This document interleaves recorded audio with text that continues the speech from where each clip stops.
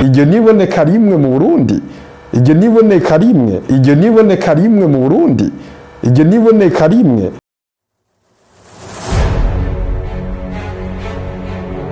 Inyuma ya Nikobiri Siyoni aheruka gutanga ibihumbi 10 by'amadolari mu mugambi wa One African Fund wazanywe na Ubaka Nation Group riserukirirwa imbere y'amategeko na Manirakiza fablice.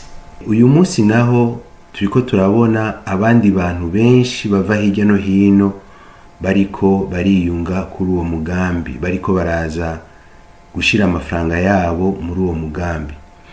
Ibi rero bitwereka iki? Ibi bitwereka yuko umugambi wa Fablice Manirakiza wo kubaka isoko nkuru ya Bujumbura no kubaka ibindi bibanza muri ico kibanza nyene nk'ibibanza bizoba biri indani muri iryo soko. Baravuze yuko bazokubaka theater, no kuvuga ahantu barabira kubaka cinema, bazokubaka salle de sport aho bazokinira basketball.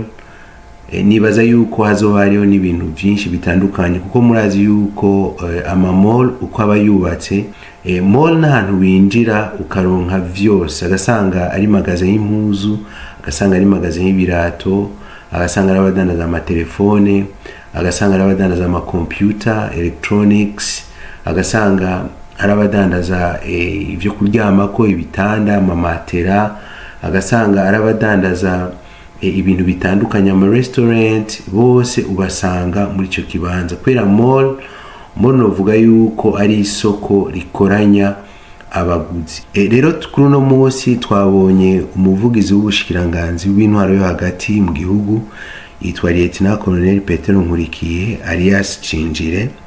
Nawe nyene rero ahejeje kugura imitahe igera kuri 10 muri wa mugambi rusangi, umugambi w'abarundi wo kubaka isoko nkuru ya Bujumbura.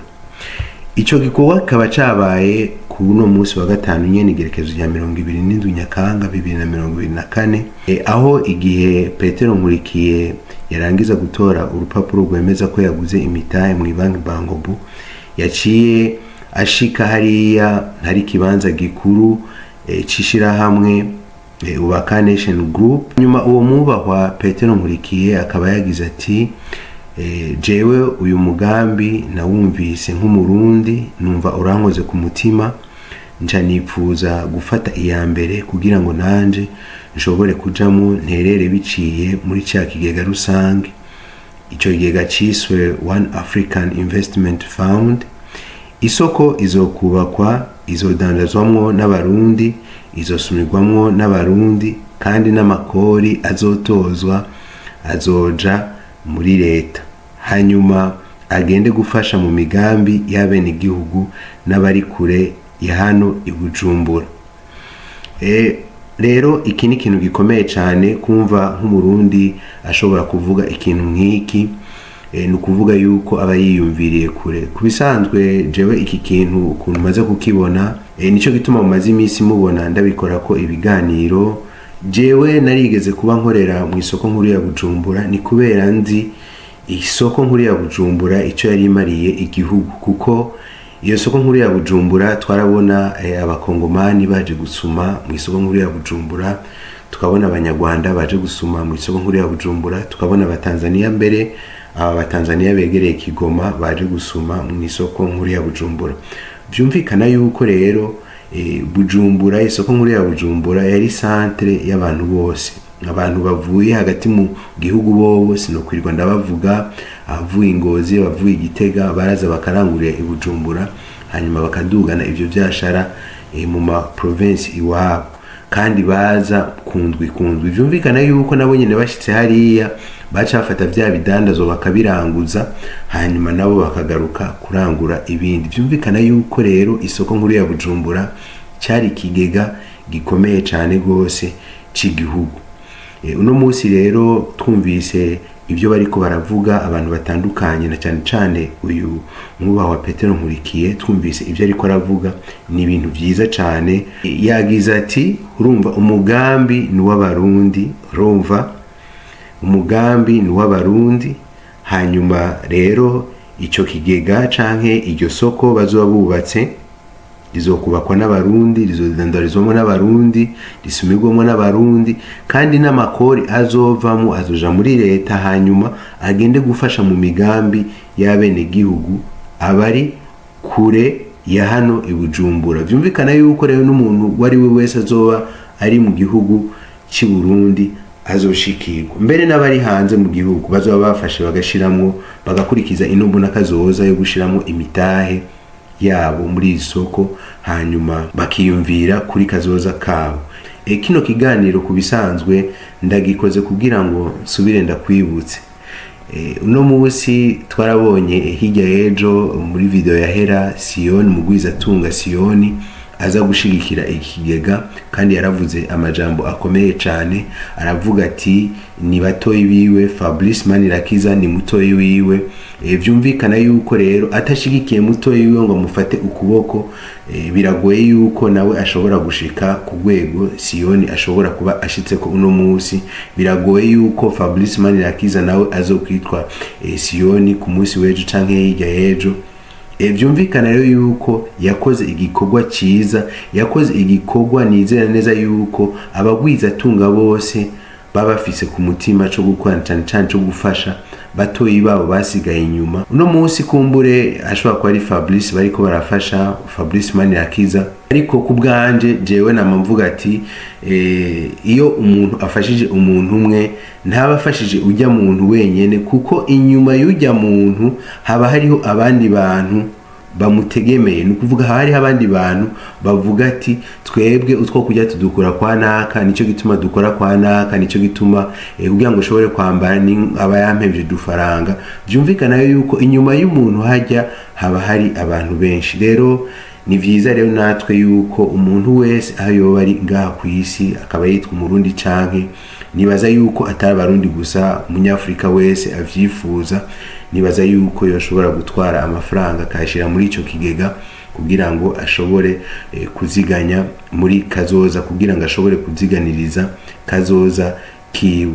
Rero aha muri kino kiganiro novuga yuko kuri jewe no kongera gutera akamo ku muntu wese agishidikanya, kuko iki kigega kubisanzwe bagishira bavuze bati n'umuntu wa wundi mutoyi ashobore gushiramo amafaranga yiwe kugira ngo azobone kazoza keza, kugira ngo uwo mutahe azobashizemo azobone inyungu, azobona amafaranga agenda arava kuri aya mafaranga azoba yagize investment. Burya iyo umuntu agize investment canke gushira amafaranga mu kintu aba ariko arategura kazoza. Hajya iyo uri kuravuga kuri kazoza uba uri kuravuga ku bana bazovuka ejo, ku bana bazovuka hirya y'ejo, uri kuravuga kubuzukuru n'abuzukuruza. Fabrice yaravuze ikintu gikomeye cyane, yavuze ati kubisanzwe twebwe naho tuzogenda dushaka yuko les générations futures bazovuga bati abarundi bo mu 2024 canke 2025 bari bakoze ikintu gikomeye cyane. Iryo niboneka rimwe mu Burundi, iryo niboneka rimwe. Rero ikintu kiryoshe no wanashaka no cangira ko menyesha ni cyuko tumaze imisi tuganira na bankobu iriko iraziganya, iriko irakira amafaranga. Hariho bankobu, hariho CADB, turaza kubabwira ukuntu na umuco microfinance nayo yagiyemwo mu kudufasha. Rero ivyo tumaze imisi tuganira ni ivyuko ati muri yindwi imwe n'imisi 3 amafaranga ariko arajako ni menshi cyane. Ati none agume yicara babandi turiko turatera kamo kubera iki mutoba murabaha akayentere. Ivyo rero barabitwemereye. Urumva ko tuzoja kubikora ku munsi wa mbere, tuzoja kubikora ku munsi wa mbere, bisigurika tuwashizemo 100. Urumva ntiturashika ku nyungu turiko twama twabasiguriye cyangwa turiko turabahamagarira, ariko uwashizemo 100 mu mezi 3 azoba yungutse 5,000. Cyufata washizemo 1,100,000 mu mezi 3 azoba amaze kunguka 5,000,000. Urumva ubwo bwose n'uburusho buriko buraza n'imbere yuko dushika ku migambi twagiye turasigurira abantu. Rero novuga ati n'uwari wese ariko arabyumva ubu huganyaruke, kuko ivyo bice iyo entere izoza ku bazoba bamaze gushika kugera kuri uwo munsi wa mbere. Abazoza mu nyuma urumva iyo n'iyindi faze tuzoba twinjiyemwo. Ikindi rero kiryoshe ni ikintu kijanye n'aba agents twara deployinze canke twaragize umugwi w'abajene badufasha kuja gutahurisha abandi, kuko ni ikintu nkuko Mutama yakivuze gikenewe ko twumvisha abandi bose. Novuga ati nta muntu numwe ndabona atacumva, mugabo information birakenewe kwikwira hose kuko abarundi turi beshi. Aba agents rero bazokorera muri aya mabanke Bankobus ya bariko barakorera Bankobus ya DB no kuri rirya soko nyene. Ubugiye kuri isoko rikuru rya Bujumbura hariho ahari biro ushobora kuronkera information ukagenda ugiye kuriha gusa. Ikindi kiryoshe cyane rero nshimire cyane gose microfinance umuco microfinance yaratwegereye, iravuga ati turi play kubaherekeza. Turavuga ati none uwo duherekeza gute? Iki tubwira ati turafise haja yacu ku isoko kwa Siyoni. Ati rero guhera ubu ati bwira bari bo bose niyo hazoba ku isoko kwa Siyoni barashobora kuza kuguriraho imitahe. Aca baramvuga ati twebwe na ruguru turi Ngozi, turi Gitega kandi ku isoko. Ati rero nubu bishatse ashatse kugura imitahe ati karibu muri ayo ma agence yose ya umuco microfinance. Ikitibagiwe naco nuko nuwo bashaka n'akadeni ko kugura umutahe muri umuco microfinance ashobora kukaronka. Urumva rero ko umuco microfinance nayo yatubereye inzira nziza yo guherekeza umugambi. Rero turahamagariye abandi bose. Ikindi kiryoshe ni cyuko guhera isaha hariho abo twokwita bafasha abandi gutahuza abandi muri diaspora. Ubu turafise abari muri Europe, turafise abari muri Amerika, turafise abari muri Canada. Muraza kwafisha ngaha mubereke mutangiyo liste kuburyo umuntu yibereye muri Australia si ngombwa ngo arinde gutelefona mu Burundi ati bimeze gute canke no riha umutahe gute. Aho nyene arashobora kuvugana n'uburi ngaho. Hariho n'abantu cyusanga biba ngombwa ko babafasha mu kuzuza ama acte d'engagement. Ikindi gikomeye cyane wanashaka hari ikintu Mutama turiko turaganira yabaye nk'umpa icyumviro, sanga ni icyumviro gikomeye cyane. Yaravuze ati jewe mu bintu shigikira ndashigikira siporo. Sinibuka ko anakibuka arambwira ko kintu kijanye no gushigikira inkino. Muri icyo gihe rero bujya Mutama kuva kijya gihe nagumye niyumvira cyansanga no muri Twitter iyo bariko baratanga ubyiyumvira cyavuga ati why not do planning hajya nuko twahashira niyo yoba arena ntoyi yo gukiniramo basketball. Ona ubu ahakinirwa basketball ni heza muga ntiyashimishije ku rugero twifuza. Rero yuri kuriyumvira complex nka hajya kuri rya marché Buja City Plaza, it will be a perfect place gushiraho icyo kibuga cha basketball. Rero ikiryoshe nuko Mutama nk'umuvyeyi urumva abizi kundusha. Bisigurika ati rero nivyo twizeye neza ko tuzobishikako. Rero abakinyi ba basketball jewe ntimwibaze ngo sinza kuri telefone muhambona, ariko ndabikunda kandi ndarorera. Rero dufashanye gusenga twese dushigikiranira umugambi mu witabire muri kimwe. Jewe umutima wanje nizeye ko tuzoshikako nicuko hajyana twohubaka field ya basketball kandi bigatuma abantu bashobora gukina bisanzuye neza cyane. Icyanyuma naco ni uko tuzoshiramo n'ama movie theater aho kurorera amasinema. Ni hagira umuntu aca yibaza ngo biroroshe kuko burya iyo movie isohotse muri Hollywood hakeneye ama licenses menshi manini nakeneye amafaranga menshi. Mugabo mumenye yuko ikintu ushika kutegerezwa gutangura kukiyumvira.